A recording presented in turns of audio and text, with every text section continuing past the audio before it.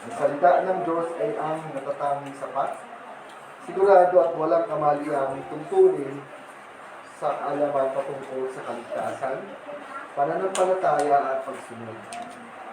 Sa pangkalahatang kapahayagan ng kaligtasan, nakikilala natin ang Panginoon bilang tagapagligtas, ngunit sa tulong lamang ng natatanging kapahayagan, ang banal na kasulatan natin nakikilala ang Diyos bilang tagapagligtas. Lahat ng ating karunungan ay nagmumula sa pagkilala ng Diyos at sa pagkilala ng ating sarili, at ang banal na kasulatan ang naglalaman ng kanyang mga ituturo. Dito, pinapahayag o pinahayag natin ang mabuting balita na si Jesus, habang hindi ikinahihiya o ikinakahiya ang Ebanghelyo, sapagkat ito ang kapangyarihan ng Diyos na nakapagliligtas sa lahat ng mananampalataya. Sa tuwing tayo nagtitipon, binubulita natin na tayo naligtas tanging dahil biyaya lamang, tanging sa pamamagitan ng pananampalataya lamang, tanging kay Kristo lamang, tanging ayon sa banal na kasulatan lamang, tanging para sa kalwalhatian ng Diyos lamang. Narito tayo upang tapat na tumulong sa papuri para sa ginawa ng Panginoon. Ngayon tayo bumaling sa kung ano masasabihin ito sa ating ngayong araw sa pamamagitan ng pagbabasa at pagsatalakay sa kanyang salita. Let's be Pastor to end it. Thank you, Joel. Okay, lapit ko lang ng konti. Ayan.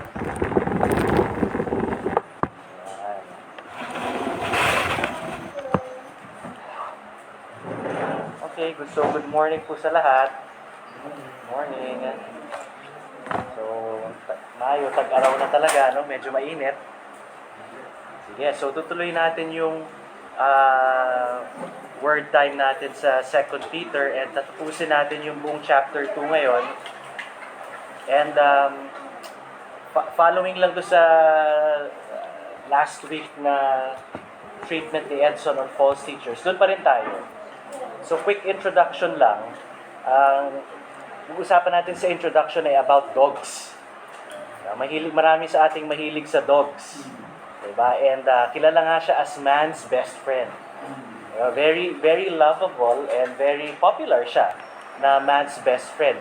Even sa mga pelikula, ang daming patungkol dyan sa aso. Merong Lassie. Diba? Sa Disney may Pluto. Boomer. Ha? Boomer. Si Homer, diba? Ito, tao naman natin. Ha? Ha? Boomer. Boomer, ba? Hindi ko kilala yon. Pero may Beethoven. Si Lassie. O yun, si Lassie. Meron ding maraming Dalmatians, 101. May Scooby-Doo. Tapos sa Tagalog, meron ding ano, ha? Ayun, Lady in the Tramp. Ang daming Disney, di ba? Sa Tagalog, marami rin yung si Pulgas. Kilala niyo ba yun? Sa Pugad Baboy, tama ba? Yung Pulgas. Meron pa yung mga sikat, mga Aspin. Si Douglas. Si Douglas. Si Bantay. Si Brownie. Di ba? Ang dami. Magkain na ba yun? Okay. Meron ding mga basketball, soccer player, mga askal, di ba? So, beloved talaga ang mga aso. Pero, ang pag-usapan natin yung umaga is, ano ba yung sinasabi ng scripture about dogs? Medyo nakakagulat, kasi doon sa babasahin natin ngayon, sinasabi ng scripture, yung mga dogs daw ay parang mga false teachers. Diba? So, bakit naging ganun? Bakit yung mga aso ay ihinantulad sa mga false teachers? At yun ang makikita natin ngayong araw na to, okay? So yun nga, tutuloy lang natin. Si Edson, sabi niya last week, yung title nung kanyang message is False Teachers Part 2. Ito naman, False Teachers Part 3. Hindi, pero False Teachers, Filthy Dogs. Kasi yun nga yung sinasabi eh. Parang mga aso daw sila. So yun, itutuloy lang natin. Ano ba yung mga katangian itong mga false teachers na to na makikita natin sa 2 Peter. So tayo ay pumunta sa 2 Peter 2, 17 to 22. I'll be reading from the ESV and you can follow. And then babasahin ko rin yung Tagalog na ang salita ng Diyos. I think ito yung contemporary translation. Okay, so follow with me if you have your Bibles with you. May extra Bible dito na Tagalog in case may gusto. 2 2 Peter 2:17 to 22. These are waterless springs and mists driven by a storm. For them, the gloom of utter darkness has been reserved. For speaking loud boasts of folly, they entice by sensual passions of the flesh those who are barely escaping from those who live in error. They promise them freedom, but they themselves are slaves of corruption. For whatever overcomes a person, to that he is enslaved. For if, after they have escaped the defilements of the world through the knowledge of our Lord and Savior Jesus Christ, they are again entangled in them and overcome, the last state has become worse for them than the first. For it would have been better for them never to have known the way of righteousness than after knowing it to turn back from the holy commandment delivered to them. What the true proverb says has happened to them. The dog returns to its own vomit, and the sow, after washing herself, returns to wallow in the mire. Sa Tagalog, ang mga huwad na gurong ito ay tulad ng mga natuyong batis at mga ulap na tinangay ng malakas na hangin. Inilaan na sila ng Diyos sa kadiliman. Mayabang silang magsalita, pero wala namang kabuluhan. Sinasabi nilang hindi masama ang pagsunod sa masasamang nasa ng laman. Kaya nahihikayat nilang bumalik sa imoralidad ang mga taong katatalikod pa lamang sa masasamang pamumuhay. Ipinapangako nila ang kalayaan sa mga nahihikayat nila, pero sila mismo ay mga alipin ng mga kasalanang magpapahamak sa kanila. Sapagkat alipin ng tao ng anumang kumukontrol sa kanya. Ang mga taong nakakilala na kay Hesukristo na Panginoon at tagapagligtas ay tumalikod na sa kasamaan ng mundo. Ngunit kung muli silang bumalik sa kasamaan at maging alipin muli nito, mas masahol pa sa dati ang magiging kalagayan nila. Mas mabuti pang hindi nila natagpuan ang landas patungo sa matuwid na pamumuhay kaysa sa natagpuan nito at talikuran lang sa bandang huli ang mga banal na utos na ibinigay sa kanila. Bagay sa kanila ang kasabihan. Ang aso'y kumakain ng suka niya, at ang baboy, paliguan man, ay babalik din sa kanyang lubluban. Praise God. So sige, bago tayo tumuloy, let's come to the Lord in prayer. Father, we thank you for this morning. Thank you that you have given us your word that we can read, meditate, and savor, O Lord God, and learn from you. And more importantly, we behold you. Father, we come together to worship, to have communion with you. As one body to worship you, to behold you in all your glory, to give you praise, to yield and surrender to you and be changed by you. May you use your words this morning to speak to each and every one of us, to change us, and to conform us to the image of Christ your Son. That is what you desire for us, to be Christ-like, to be like Him in all that we do. So I pray that your living word may do just that this morning, to awaken us and change us, and open our eyes and hearts and ears to see you and hear you speaking to us through your word. Use me, your servant, as your mouthpiece. May everything that is said this morning be all about you, from you, for you, and to your glory. Build us up. Change us. And make us more like Christ. And as we come together, again, we ask and we plead, we cry out, we humbly cry out, that you may alone be exalted, that you may be lifted up, that it is not to us, but to you alone be all the glory, for you alone deserve it, O Lord God. We praise you. In Jesus' name we pray, amen. Okay, so again, tinutuloy lang natin, ano ba yung mga katangian, mga characteristics itong mga bulaang propeta na to or false prophets. And base doon sa binasa natin, makikita natin na Itong mga false prophets na to ay mga enslaved seducers na hindi naman talaga part ng flock ng Panginoon. Diba? Sila ay mga alipin na mga akit na hindi naman talaga kasapi o kabahagi ng katawan ng Panginoon. And dun sa statement na yun din yung flow natin ngayon. 3 points. S in English and M in Tagalog. Sa S, mga seducers. Mga false prophets na to ay mga seducers. Number 2, sila ay mga slaves. And number 3, sila ay sows. Ano ba yung sows? Baboy. Sows and dogs. Sa Tagalog, medyo madaya. Mga akit, mga alipin, at mga maruruming hayop. Tatlong M nga naman, di ba? Anyway, still the same.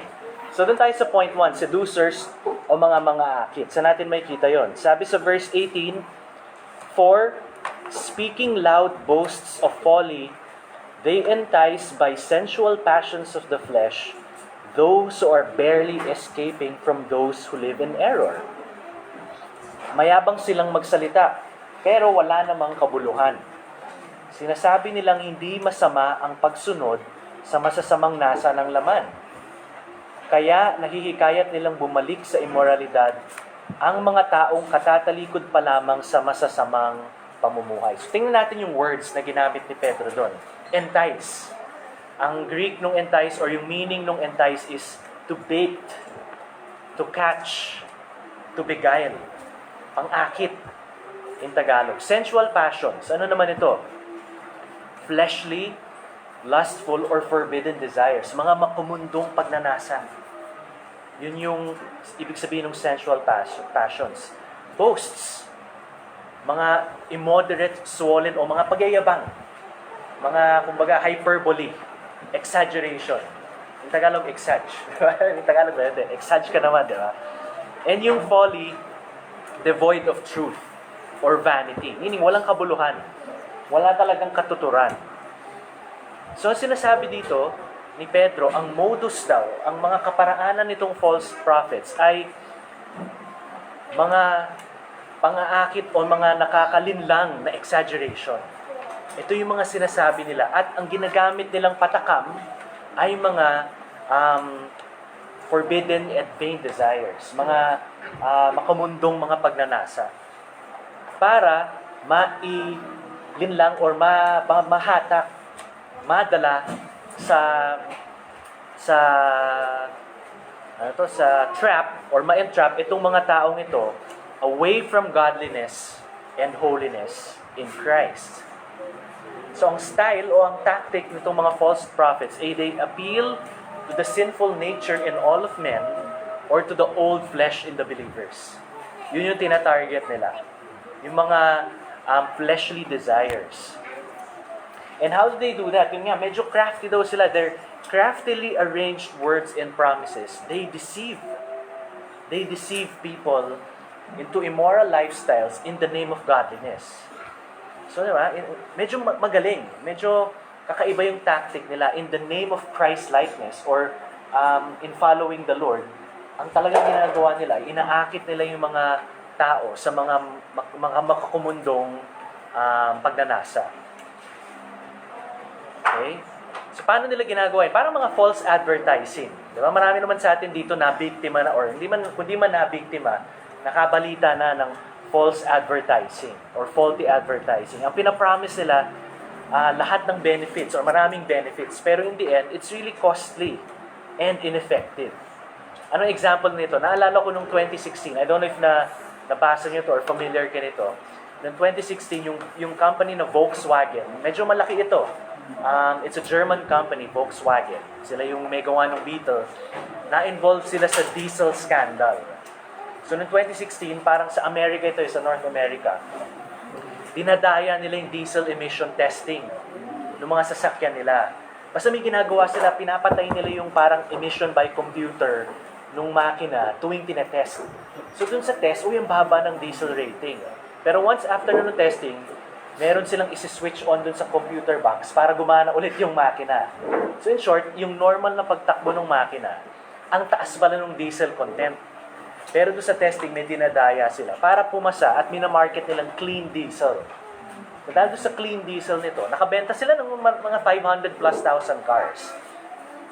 Only to find out, I don't know how it unfolded, pero only to find out na nangdadaya pala sila. And syempre, nung nahuli sila, lahat na ng mga environmentalists, etc., fine sila. In short, $15 billion ang fine nila. Tawag nga doon Dieselgate sa Volkswagen. Imagine yun, makabenta lang sila ng 550,000 units of cars. Nandaya naman sila.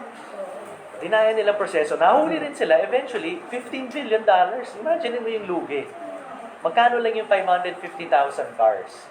Compare mo dun sa fines na ginawa nila. And so much more. Maraming ganyan. Yung iba nga hindi pa nahuhuli. But uso siya. I mean, nangyayari yan. False advertising.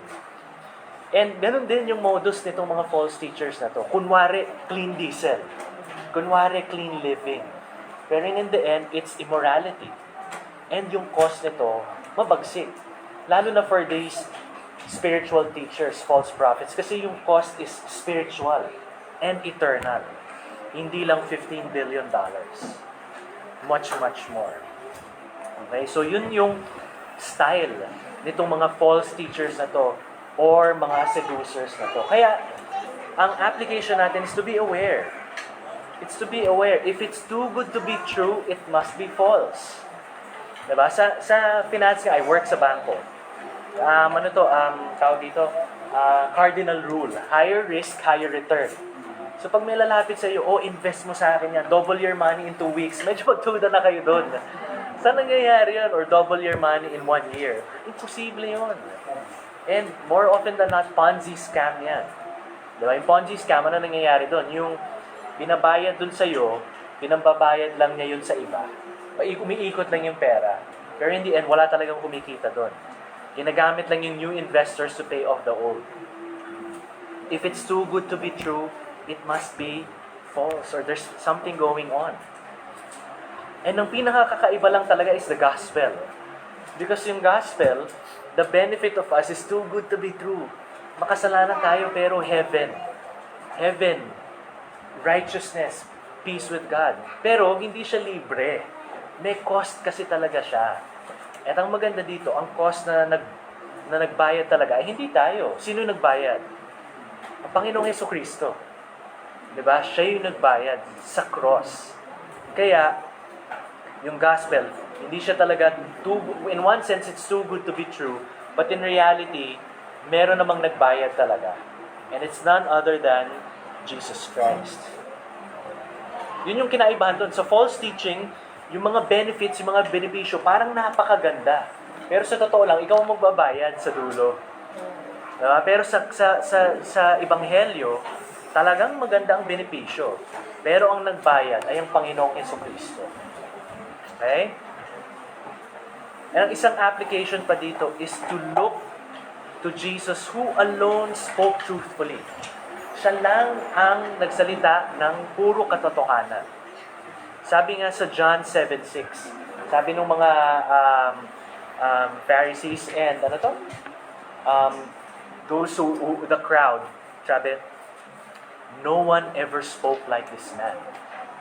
It's recorded in Scripture, no one ever spoke like Jesus. Imagine niyo yun, walang ibang taong nagsalita katulad ng Jesucristo. Salamat, Bella. Thank you.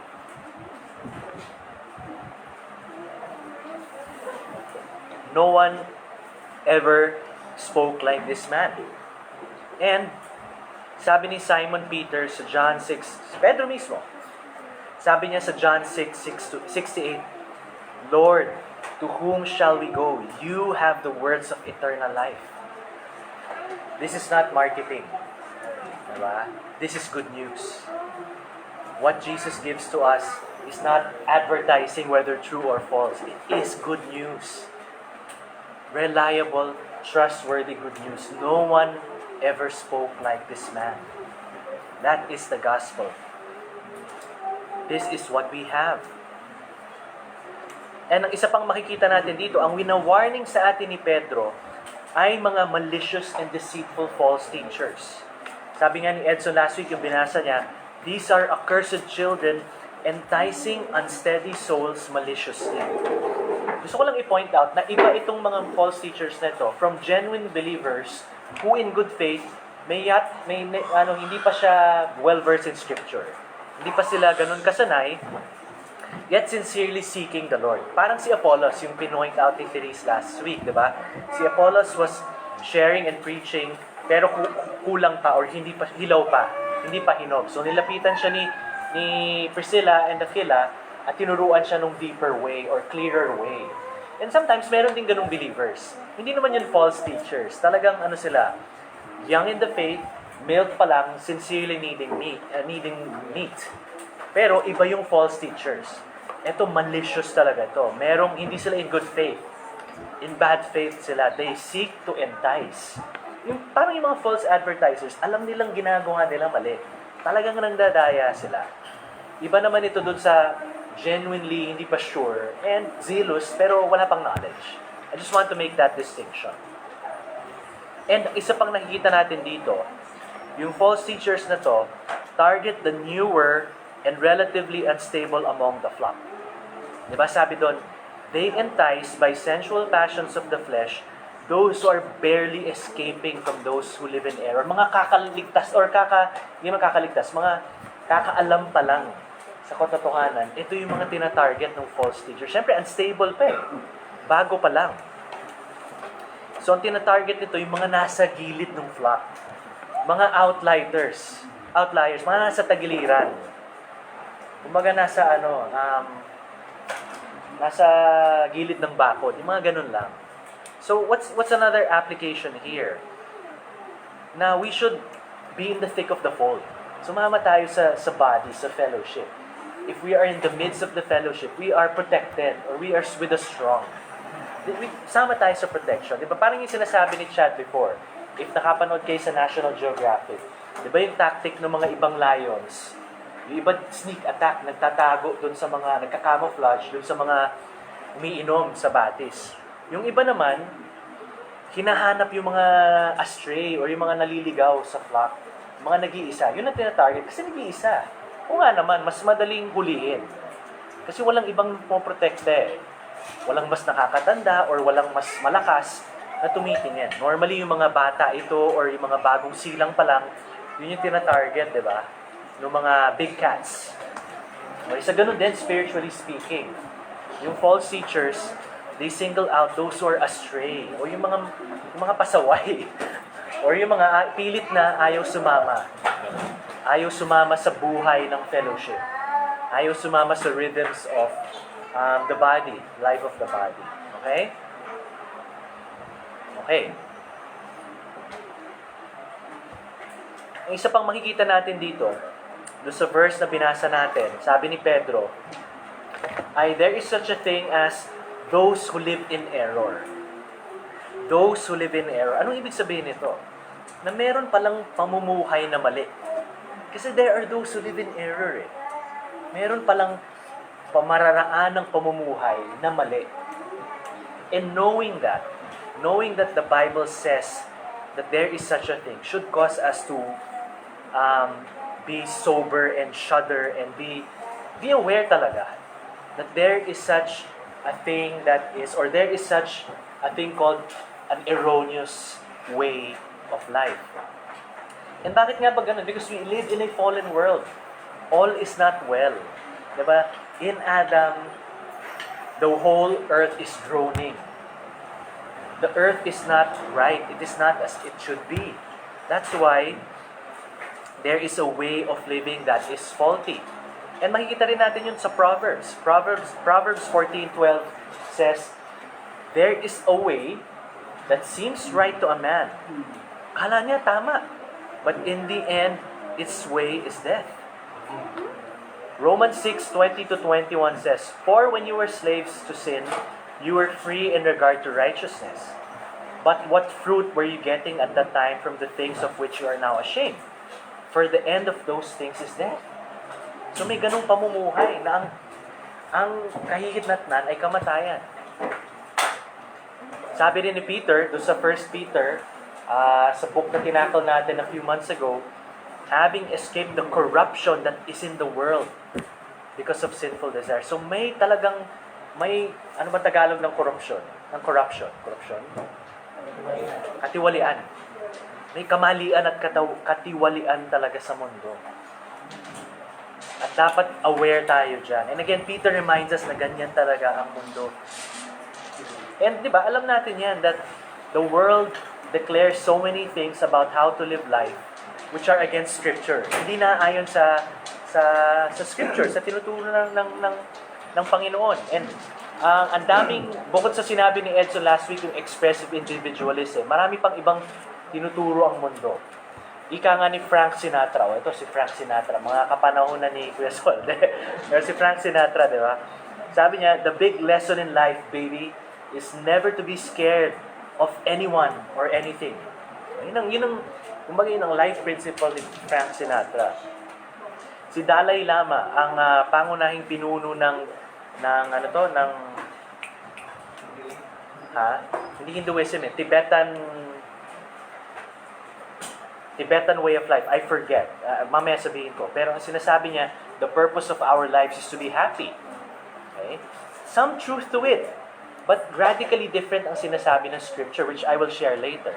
And sinasabi ngayon ni Dance, even sa US ngayon, the way they are teaching children right now, sa Florida daw, yung mga textbook ang math, ang may examples daw is, there are 10 who are binary, who are transgender, something like that. And there are 2 who are straight. Divided equals ganyan. So alam mo yun, they are inserting their teaching through textbooks. Kunyari example, but inadvertently, they're teaching something. They're normalizing something. And that's how the world is always catechizing. That's why we should be cautious and wary, because we live in a fallen world. And it's so contrary to what Scripture says. Ano ba sinasabi ng Scripture? Sabi ni Paul sa Corinthians 10:31, I don't know if you're familiar, but I hope you are. Whether you eat or drink, whatever you do all for the glory of God. Sabi ni Paul sa Philippians 3:8-11, I count everything as loss because of the surpassing worth of knowing Jesus Christ my Lord. For His sake, I have suffered the loss of all things, and count them as rubbish, in order that I may gain Christ and be found in Him, not having a righteousness of my own that comes from the law, but that which comes through faith in Christ, the righteousness from God that depends on faith, that I may know Him and the power of His resurrection, and may share His sufferings, becoming like Him in His death, that by any means possible, I may attain from the resurrection from the dead. Ibang-iba ang tinuturo ng Scripture. Diba? Sabi ni Solomon, this is what most commentators say, yung writer ng Ecclesiastes. The end of the matter, all has been heard, fear God, and keep His commandments. This is the whole duty of man. Very different.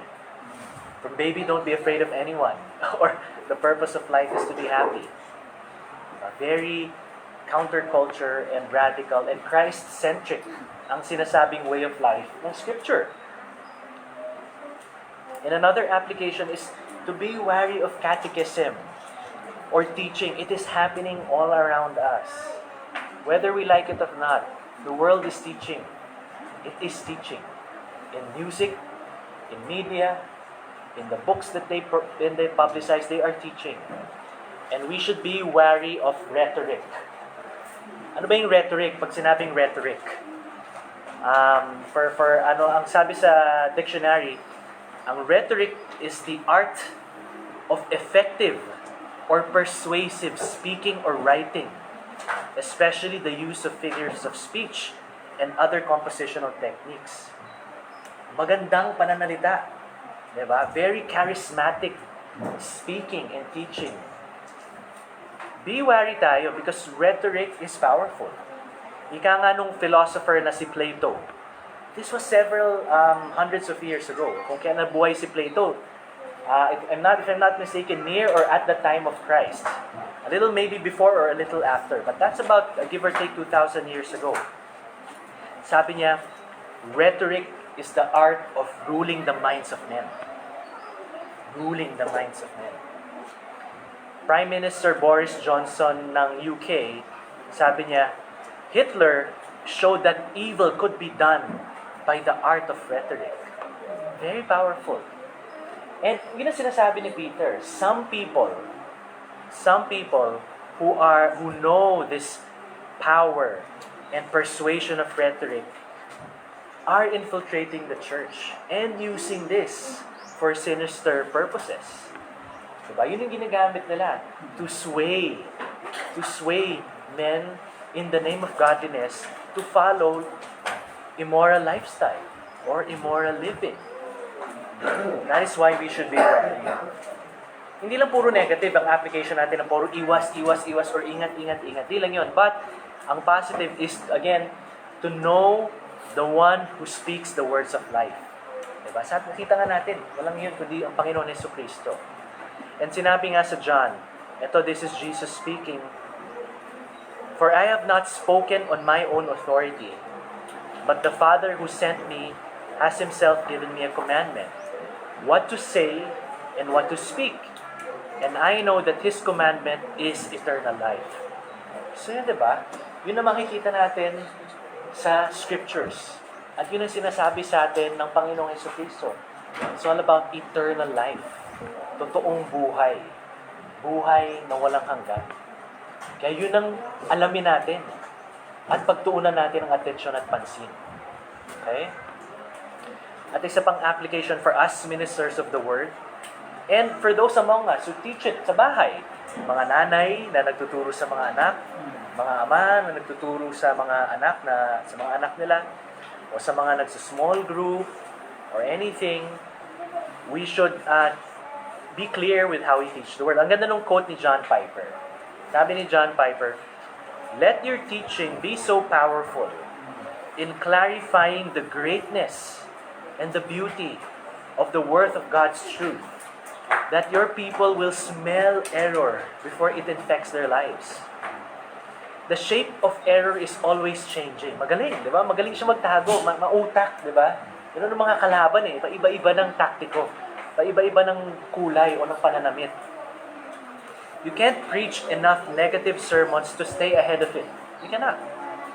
And you don't have to. The best protection against the darkness of error is the light of truth. The light of truth. That is why we should be so soaked in the light. So aware. And maganda yung sinasabi ni Mine word, babad. Favorite word niyan, babad. Magbabad daw tayo sa word para alam natin. And we can smell out error kaagad. Okay? So that's the first point. Mga seducers o mga akit, itong mga false teachers. And ang second, nakikita natin, is sila yung mga slaves, mga alipin. Sa 19, they promised them freedom, but they themselves are slaves of corruption. For whatever overcomes a person, to that he is enslaved. Ipinapangako nila ang kalayaan sa mga nahihikayat nila.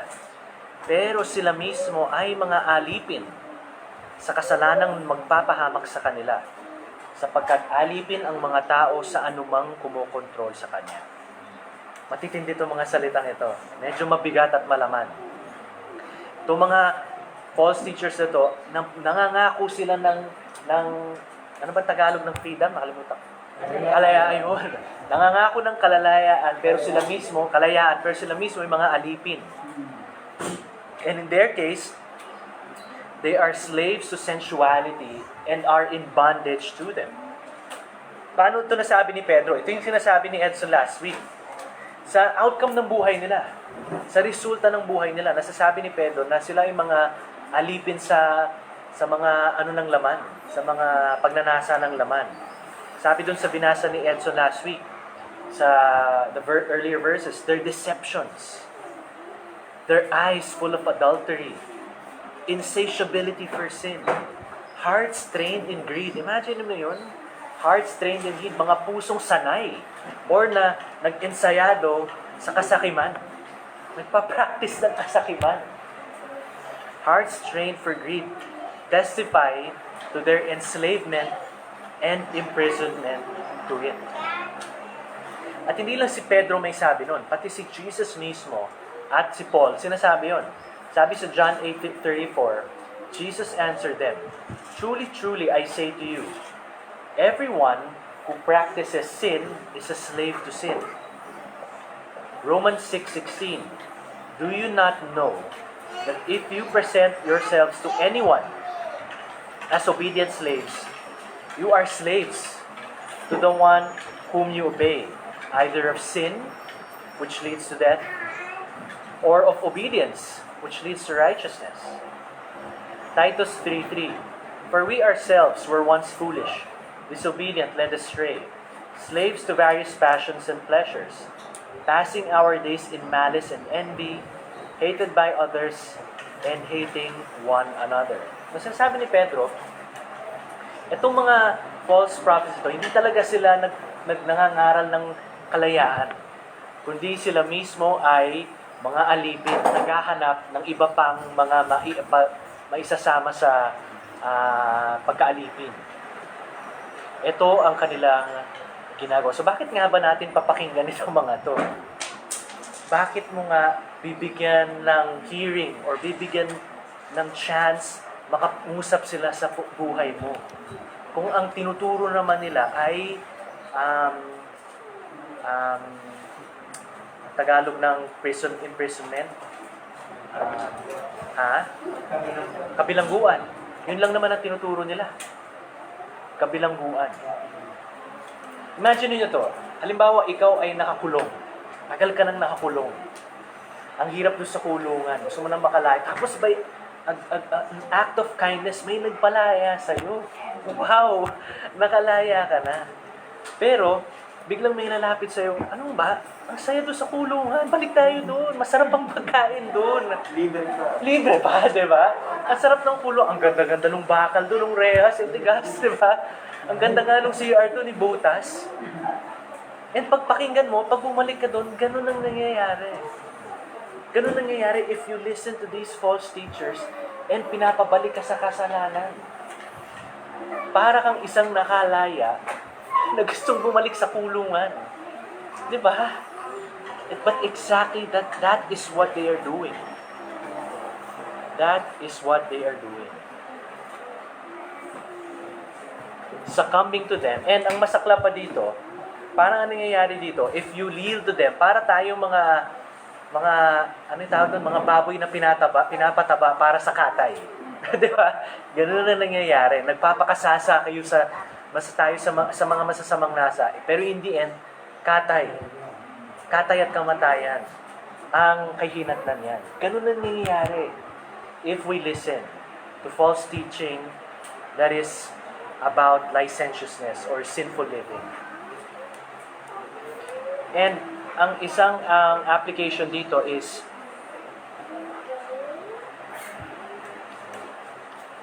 there anything that enslaves us? Tingnan natin ang ating sarili. Meron bang bumibilanggo sa atin? Examine natin ang ating sarili. Meron ba tayong niluluduhudan, niluluduhudan, or binibigyan ng atensyon ng hindi Panginoon, na kumukuha sa ating oras, atensyon, lakas, energy, at panahon. At doon na lang nakabuhos lahat ng ating ginagawa. Minsan mahirap ito malaman. It's hard to discern. Hindi mo malalaman na enslaved ka na doon. That's why yun din ang ng body, yun din ang benefit of the body. And this is where we can safely ask that, or at least our family members. Do you think I'm enslaved to something? Am I in bondage to anything? Is there anything that overcomes my life other than the Lord? And yun yung sinasabi ni Peter, di ba? Sabi niya, itong false teachers na to, they were enslaved to something and their lives testified to it. kitang-kita kung saan sila enslaved because yung buhay nila, yun ang bunga eh. Puro kasakiman, puro laman yun ang bunga. Doon sila enslaved. Panay yun eh. Panay yun ang pinagkakaabuluhan nila eh. At yun ang bunga ng buhay nila. Yun ang kabilangguan nila. Sabi ni Paul sa Romans, if we are truly in Christ, we will no longer be slaves to sin, but slaves to righteousness. Sabi niya sa Romans 6:17 to 18, but thanks be to God, that you who were once slaves of sin have become obedient from the heart to the standard of teaching to which you were committed, and having been set free from sin, have become slaves of righteousness.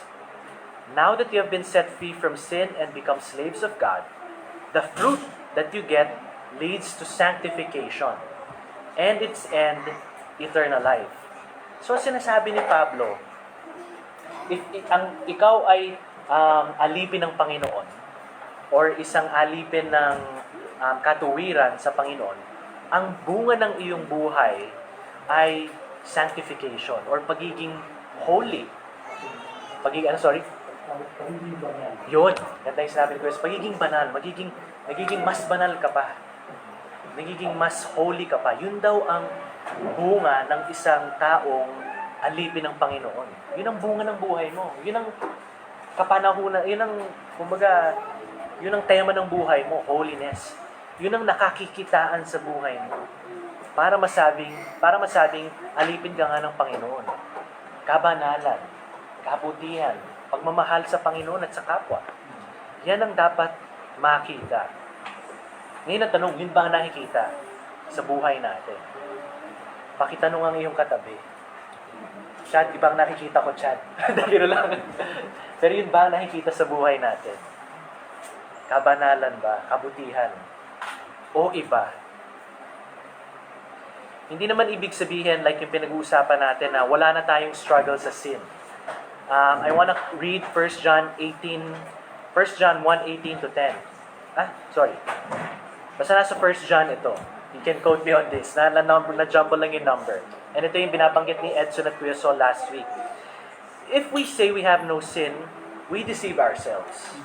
And the truth is not in us. But if we confess our sins, He is faithful and just to forgive us our sins and to cleanse us from all unrighteousness. If we say we have not sinned, we make Him to be a liar, and His word is not in us. So, ibig sabihin lang din ito is, we have a decisive break with sin in our lives. Yun yung mark ng true believer. May decisive break. Hindi naman ibig sabihin hindi ka na nagsasala, pero may U-turn. Hindi, puro yun at yun. May struggle na, may paglaban na. Hindi lang puro bigay na bigay ka na doon, all out doon, sa kasalanang iyon. So yun daw yung mark. But again, we go back. Is there anything that enslaves us? Tingnan natin ang buhay natin. Ang ating mga cellphone ba? Inaalipin ba tayo ng mga cellphones natin? Social media presence. Ang ating occupation, trabaho. Alipin ba tayo dito? Ito ba ang kumukuha ng kabuuan natin? Political affiliations, corporate affiliations, diba? Ministerial endeavors, even good things, exercise, even good things, diba? Are these things enslaving us? Are we bound to these things? Sports, good things, diba? Wala namang masama, but are they enslaving us? Are we in bondage to them? Or are we slaves of righteousness? And are thus being sanctified and being Christ-like? And we are overcoming sin? Or are we being overcome by these things, setting us further and further adrift from the Lord? That is what we should be thinking about and examining our lives, examining our own personal lives. That's why I think maganda yung sinasabi ni Pedro, add to the fruits of your faith, self-control. Pagtrabahuhan yan, we should grow in self-control. And ang magandang isang way to To grow in that is to always look to the perfection of self-control and to the giver of it, which is none other than Jesus Christ. He is the epitome of self-control. Walang ibang taong nakamaster ng sarili niya and overcome sin unlike Christ Himself. The perfect man. Diba? In the desert, after 40 days, imagine yung gutom at pagod. Doon pa siya tinest, and yet he had perfect control of himself. Ako, 10-20 minutes after my eating time, ano na yung tawag doon? Hungry. Galit na at hungry. Diba? Malampasan lang ng 10-15 minutes, kumulo lang sikmura. Galit na. Sikmura ang Diyos. Diba? Sikmura ang nangunguna kaysa sa bunganga. Pero ang Panginoon, 40 days ng kinain. Kinalaban ng pinakamatinding kalaban ng spiritual. And yet had perfect control. San ka ba? Expressed yun perfectly in Philippians 2:8-8. Being found in human form, He humbled Himself by becoming obedient to the point of death, even death on the cross. Again, ilang beses na natin sinasabi, pero ang sarap ulitin. Kinukutsa siya sa cross. Ikaw ang Diyos, umaba ka nga dyan, pakita mo. Di ba? Parang, sige nga. Di ba? Kung tayo sa kotse, kinat kita, pakita mo nga, mas magaling ka. Sarap patulan, di ba? Sa basketball, ang dami nagsasabi sa akin, kaya mo i-tres? Aba, sige nga. Kaya lang, di na shoot airball eh. Pero anyway, that's a different story. But, pinapatulan natin. Nakita, we are slaves to whatever, our pride. But Christ, no. There was no enslavement in Him. And He's the one who trains us and gives us self-control. Sabi sa Titus 2:11-12, the grace of God has appeared, none other than Christ Himself, bringing salvation for all people, training us to renounce ungodliness and worldly passions and to live self-control, upright and godly lives. Kung nahihirapan tayo sa self-control, patulong tayo kay Christ. Siya ang master dito. At siya ang dumating para ipakita yon at ibigay sa atin yon. 2 Corinthians 5:14, for the love of Christ controls us. Hindi na parang robot tayo, but He empowers us. And by the Holy Spirit leading us to live self-control and godly lives in this sinful age. Maganda yung illustration or quote ni Jerry Bridges about how self-control happens. Sabi niya, bagay ito sa mga plantito at plantita rito. Although, hindi ganun ka-applicable na nasa tropical climate tayo. But anyway, sabi niya, our minds are mental greenhouses where unlawful thoughts, once planted, are nurtured and watered before being transplanted into the real world of unlawful actions. These actions are savored in the mind long before they are enjoyed in reality. The thought life, then, is our first line of defense in the battle of self-control. Ibig sabihin nun, sa mga malalamig na klima kasi, yung mga tropical plants, ina-acclimate muna sa greenhouse. Ilalagay doon para masanay sa humid condition. Para masanay, ganito pala pag mainit. Ganito pala pag medyo malagkit. Tulad ngayon, ang init at ang lagkit, sinasanay. Parang nasa greenhouse tayo. Anyway, pero ganun, sinasanay yung halaman, doon dinidiligan. Once nasanay doon, nilalabas na. Para makathrive na sa mas malamig na klima. Ganun din daw ang kasalanan. Namumuo yan sa utak. Sa utak mo pinapalaki yan. Sa utak mo ninanamnam yan. Doon palang inaano mo na siya. Tinitikman-tikman mo na siya. Pero pag gano'n daw ang ginagawa mo, darating ang panahon, lalabas na yan. Sanay na eh. Sinanay mo na sa utak eh. Kung sanay na dyan, hindi gano'n na lang paglabas. Dapat sa utak pa lang. Sa thought life pa lang. Bago pa siya lumago at magkaroon ng ugat, doon pa lang, pinuputol na natin siya. Sabi sa 1 Corinthians 10:3, by God's grace, we should take our thoughts captive to Christ. I quote, for though we walk in the flesh, we are not waging war according to the flesh. For the weapons of our warfare are not the flesh, but have divine power to destroy strongholds. We destroy arguments, arguments, and every lofty opinion raised against the knowledge of God, and take every thought captive to obey Christ. Kaya labanan in the greenhouses of our mind. Not by our own strength, but kita dito, through the knowledge of God, to obey Christ, we can take them captive. Diba? And now we go to our last and third point. Point 3, ang mga false teachers na to ay mga sows, Marios din, sows and dogs. Mga maruruming hayop. Verse 17, these are waterless springs and mists driven by a storm. For them, the gloom of utter darkness has been reserved.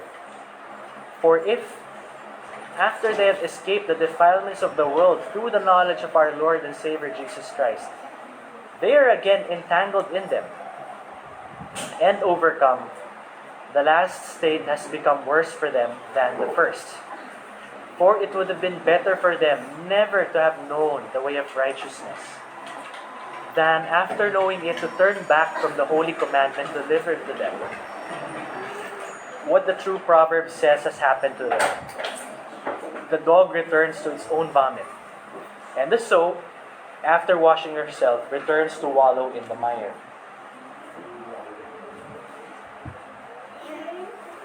Ang mga huwad na gurong ito'y tulad ng mga natuyong batis at mga ulap na tinangay ng malakas na hangin. Inilaan na sila ng Diyos sa kadiliman. Ang mga taong nakakilala na kay Jesucristo na Panginoon at tagapagligtas ay tumalikod na sa kasamaan ng mundo. Ngunit, kung muli silang bumalik sa kasamaan at maging alipin muli nito, mas masahol pa sa dati ang magiging kalagayan nila. Mas mabuti pang hindi na nila natagpuan ang landas patungo sa matuwid na pamumuhay kaysa sa natagpuan ito at talikuran lang sa bandang huli ang mga banal na utos na ibinigay sa kanila. Bagay sa kanila ang kasabihan, ang aso'y kumakain ng suka niya, at ang baboy, paliguan man, ay babalik din sa kanyang lubluban. Sabi dito, yun nga, sa outcome ng buhay nila, Peter is able to conclude na itong false teachers na to, hindi talaga part ng katawan ni Kristo. Hindi talaga sila mga mananampalataya. Sabi nga nung isang commentator, maganda yung catchphrase niya, they were professors but not possessors. Ano ba Tagalog ng professor? Mga ano lang? Papahayag. Ha? Papahayag. Mga namamahayag lang. Sa salita lang. May mas maganda siguro. May iba pa eh. Sorry, hindi ko naisip. Pero professors, but not possessors. Announcement lang. Mga parang drawing lang. Professors, but not possessors. As the author of Hebrews says, these people who have heard the way of salvation and seen the power of God, yet in the end, sa dulo, pagkatapos ng panahon, turn their backs on it, are like barren soils, or mga tigang na lupa, who have received rain and blessing, and yet produced nothing. Kung tigang na lupa, di ba? Ano mo man lang, diligan, lagyan ng pataba, walang nangyayari. They are worthless and useless. Basahin ko yun sa Hebrews. Hebrews 4:6-8. For it is impossible, in the case who have once been enlightened, who have tasted the heavenly gift, and have shared in the Holy Spirit, and have tasted the goodness of the Word of God and the powers of the age to come, and then have fallen away, to restore them again to repentance, since they are crucifying once again the Son of God to their own harm and holding Him up to contempt. For land that has drunk the rain that often falls on it, and produces a crop useful to those for whose sake it is cultivated, receives a blessing from God. But if it bears thorns and thistles, it is worthless and near to being cursed, and its end is to be burned. Hebrews 10:26-27. For if we go on sinning deliberately after receiving the knowledge of the truth, there no longer remains a sacrifice for sins, but the fearful expectation of judgment, and a fury of fire that will consume the adversaries. 1 John 2:19. They went out from us, but they were not of us. If they had been of us, they would have continued with us. But they went out, that it might become plain that they are all not of us. So yun, sinasabi dito na if, in the end, you turn your back on the faith, you really are not really a possessor, but merely a professor. And it's a warning to us.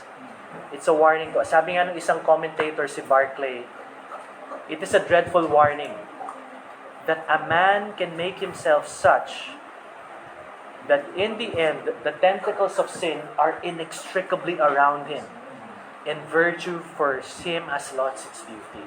Nakakatakot na warning. Na pag sa kinalaunan, pwede ang isang taong kumbaga nalaman sa utak lang kung ano ang kabutihan, ay mawalan ng panlasa dito. Na tingin dito ay hindi kaaya-aya, kundi masama. Masaklap daw, sinasabi ni Pedro, ang kinahinatnan ng mga taong ganito ang landas. And ang isang application natin dito is, i-value natin ang time. Bakit? Kasi it was in time that itong false prophets na ito ay na-reveal kung ano talaga sila. Diba? Time ang naging instrument para mapakita na sila ay merely professors and not possessors of faith. Lalo na ngayon, we should value time. Bakit? Kasi ngayon, di ba, puro na lang instant. Instant noodles. Yes. Or gusto ni Jose. Instant messaging. Di ba? Ano pa ba? Instant payment. Copy-paste. Instagram. Instant whatever. Di ba? Napakaraming instant. Ha? Instant money. Instant pengi pera. Instant.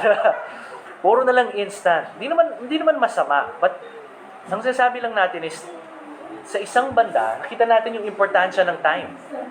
And therefore, time, waiting, and stillness before the Lord are not necessarily bad. And it can be good for the Lord. Diba? Minsan ngayon kasi automatic time, ang pag-aantay, ang pagiging still, ay tingin natin inefficiency or waste. Yun ang automatic tingin natin eh. Ang excess time or time na hindi productive, automatic tingin natin wasted time. Not necessarily. Not necessarily. And ako, I'm a fan of productivity. Hindi naman sa nagpo-promote, pero yung BPI app, gusto ko yun. Pay the bills, transfer money, ang dali-dali. GCash, ganyan. Okay din naman. Malaking value. But, again, not all waiting is bad. Sabi nga sa scripture, waiting and being patiently still in the Lord is part of God's ways and workings. And, ang pinakamaganda dito, Jesus Himself waited. He waited for His Father's perfect timing. If ang Panginoong Jesucristo mismo nakapag-antay, tayo pa kaya? Tayo pa kaya? Sabi sa Hebrews 10:12, when Christ had offered for all time a single sacrifice for sins, He sat down at the right hand of God, waiting for that time, from that time until His enemies should be made a footstool for His feet. And in Hebrews 1:13 says, and to which of the angels has He ever said, sit at my right hand until I make your enemies a footstool for your feet? So dito makita natin, even ang Panginoong Jesucristo nag-aantay. Nag-aantay sa perfect timing ng Diyos Ama. Diba? Ang Panginoong mismo, as it were, knows how to wait as He trusts in the Father. So should we. We should learn to wait. And for me, parang very convicting ito kasi ayoko ang traffic. Ang traffic for me ay isang napakalaking waste of time. And totoo naman, sa isang banda, ang daming magagawa sana sa traffic. But then again, in God's wisdom, pwede mo rin i-redeem ito for Him. Makinig ka dun, mag-scripture, kumanta ka dun. Pagbulay-bulayan mo ang binasa mo nung isang araw. Pagbulay-bulayan mo kasalanan mo sa asawa mo, sa mga anak mo. Alam mo, pwede gawin. The point is, waiting is not necessarily a waste of time. Christ Himself waited. We can redeem the time. And as we have seen, time is a good test. Diba? Time is an instrument used by the Lord to see or to show sino ba talaga yung false prophet or not. Kasi, if time showed that yung false prophet was truly false, after a certain time, it's also what will show the true followers of Christ. Diba? If time was helpful in revealing that the false were false, it is also good in showing who is true. Sabi dito, sabi sa mga scriptures, Scripture abundantly says that those who are truly the Lord shall persevere in the end. Time will show that they are true followers. Sabi sa Philippians 1:6, I am sure of this, that he who began a good work in you will bring it to completion at the day of Jesus Christ. What an encouragement. That if you are truly a believer, Christ will finish the work. 1 Peter 1:5, by God's power are being guarded. God's power guards. Through faith for a salvation ready to be revealed at the last time. In the end, protektado ang mga totoong mananampalataya. Ephesians 4:30 says, ang ganda nito, Trinitarian, and do not grieve the Holy Spirit of God, by whom you were sealed for the day of redemption. The Holy Spirit seals. John 10:27-29, my sheep hear my voice. I know them. They follow me. I give them eternal life, and they will never perish, and no one will snatch them out of my hand. My Father has given them to me, is greater than all. No one is able to snatch them out of the Father's hand. Trinity, the Father, Son, and Spirit are all one in working out our preservation to the end. What a comfort. 1 John 3:9, no one born of God makes a practice of sinning, for God's seed abides in him, and he cannot keep on sinning because he has been born of God. So time is a good test, brothers and sisters. Let us not ascribe all waiting as waste of time. But it can be a good thing in the hands of the Lord, and it is a good thing in the hands of the Lord. We ought to be able to surrender ourselves to the Lord's timing and subject our lives to Him and trust in Him. And we should look to Jesus.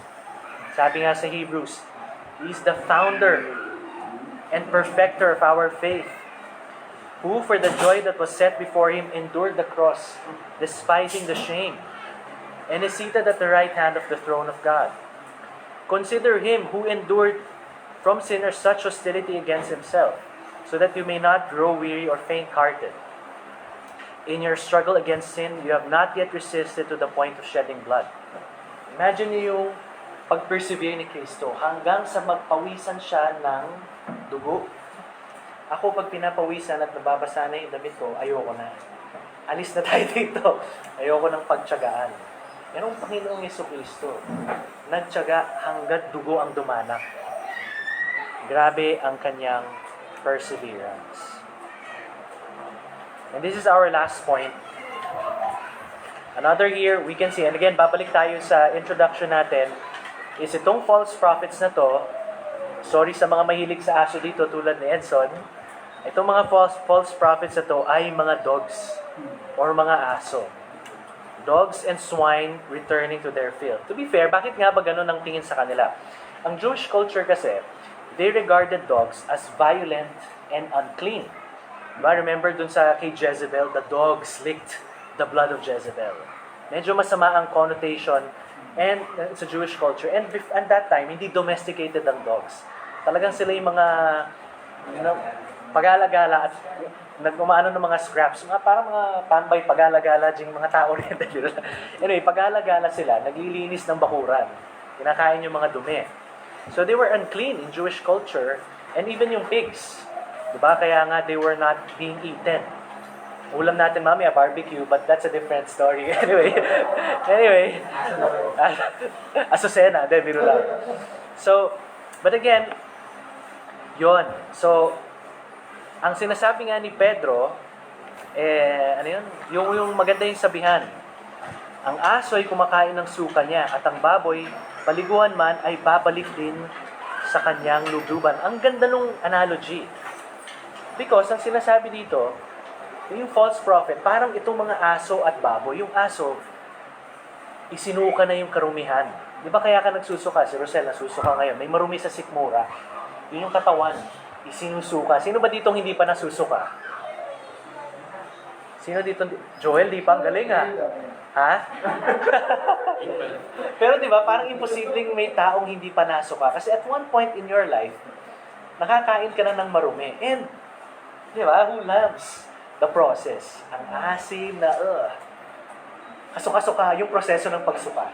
Anyway, pero imagine niyo, yung aso, binabalikan daw yun. Kinakain pa. So yan. Parang yung ginagawa din. Oh, and I'm not sure about sheep. But that's, yun ang sinasabi ng, yun ang commonly nakikita ng mga Jewish people. And yun daw yung ginagawa ng aso. And yung baboy daw, naligo na. Tatanggal na yung putik, pero bumabalik pa sa putik. Ganon daw. Ganon daw yung mga false prophet at yung mga sumusunod sa kanila. Nakalaya na sa dumi, sa suka, pero binabalikan pa rin. Ganon ang ginagawa nila. And ang application sa atin ngayong umaga, ganon din ba tayo? Meron ba tayong suka at karumihan na binabalik-balikan? Kadiri man isipin, pero inaamoy-amoy. Pero 'di ba, ganun ang kasalanan. Yun nga yung kaya nga ginamit yung proverb na yun eh. Corruption and sin is like filth from within that is supposed to be spit out by the body. And that's a powerful metaphor of what sin is. And that is how we should view sin. Suka. So pag naalala mo ang suka, yan ang kasalanan. So pag nalululong ka sa kasalanan, para kang makain ng suka. Pangit isipin, but that's what Scripture says. And that is needed to teach us. Because ganun tayo katigas ang ulo. Binabalik-balikan pa rin natin ito. And isa sana sa prayer natin, makita natin ang kasalanan, kung ano siya talaga. Suka. Hindi dapat binabalikan. Hindi dapat nilalasap-lasap at inaamoy-amoy, di ba? Kahangalan ang gumawa niyan. Pero ganun. At ganun yung modus ng mga false teachers. Kunyari, itong mga suka nito ay masasarap na pagkain. Tasty morsels that we should long for. But it's not. It is vomit and refuse that we should spit out and steer clear from. And this is what Peter is teaching us this morning about this proverb. And ito yung warning ng false teachers sa atin. May this be a warning to us. This is what false teachers represent. Diba? This is what their false teaching is. Parang mga asong bumabalik sa suka at baboy na bumabalik sa putik. May this awareness cause us not just to be careful and wary, but to be so enthralled with the light, Christ Himself, the perfect man, who had self-control, persevered till the end, and is now waiting and seated at the right hand until all things are renewed. Let's come to the Lord in prayer. Father, we thank you for this morning. Thank you for your word that speaks. Help us to see beauty that is from you. Help us to see your majesty, your light, and to see that that is what is truly beautiful. Help us to see sin for what it truly is, filth and refuse, vomit, false morsels, or things that are detestable, that we should not be eating or tarrying in, Lord God, lest we be like the filthy dogs and swine. Help us to be like the men that you have called us to be. Noble, holy, godly men and women, fitting of your calling and kingdom. As you have said in Peter, we are a holy nation, a royal priesthood, a people set apart for you. Help us to see that that is what you have called us to be, kings and queens, prince and princesses, the wise and holy and glorious King.